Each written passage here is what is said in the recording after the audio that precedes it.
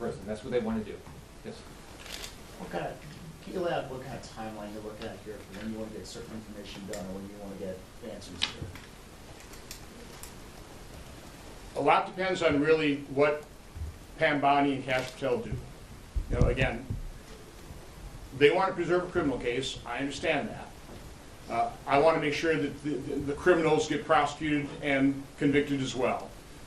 But to me, the greatest imperative is getting all this information out in the public as quickly as possible. I think they can do that without spoiling their case. I'm not an attorney, I'm not a prosecutor, so I'm not expert at that. But to me, the number one thing that has to be done is exposure. I think they've been investigating this quite some time. I think they're dramatically understaffed for the reasons I stated in the department. I think there's a lot of hang-ups in terms of what information they've determined, whether it has to be cleared, has to be vetted. They don't have the personnel to do that.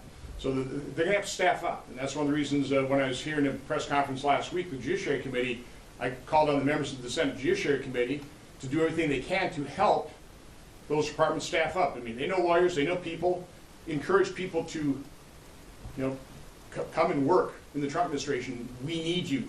This is a call to duty. If you're a patriot and you love this country and you want to see integrity and credibility restored to the Justice Department and the FBI, you need to serve. We truly need people to serve in these departments so that we can uncover this, expose it, and prevent it from happening in the future. Real quick, let me answer this. What we're witnessing is not politics as usual. This is not. This is a cancer to the very core of the Republic. You have a Democrat Party who on purpose have weaponized the judicial process. They have weaponized the Department of Justice against their political rivals. Obviously, the target was President Trump. And so what they did is they expanded the scope on purpose with no evidence, no facts, no plausible, no possibility of fact. And they expanded it on purpose, trying to entrap United States senators for the purpose not of just convictions, but for the purpose of suppressing their ability to represent Republicans in the United States of America. That's insanity, but that's what they did. And listen, Senator Johnson's right.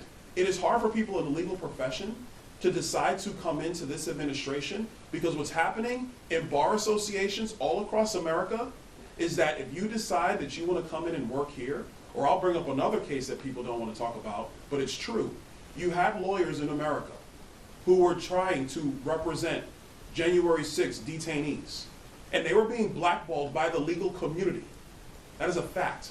They were being blackballed by the legal community from representing those individuals by Democrat attorneys in the bar associations all across America. This is a cancer to the core of the Republic. And that's why Senator Johnson and Senator Scott, they need to have answers immediately. We understand what needs to happen at the Department of Justice, and we respect that process, but the American people need to know clearly and unequivocally that the Democrats don't care about the normal operations and the normal give and take of politics. They don't care about that. What they care about is full political control.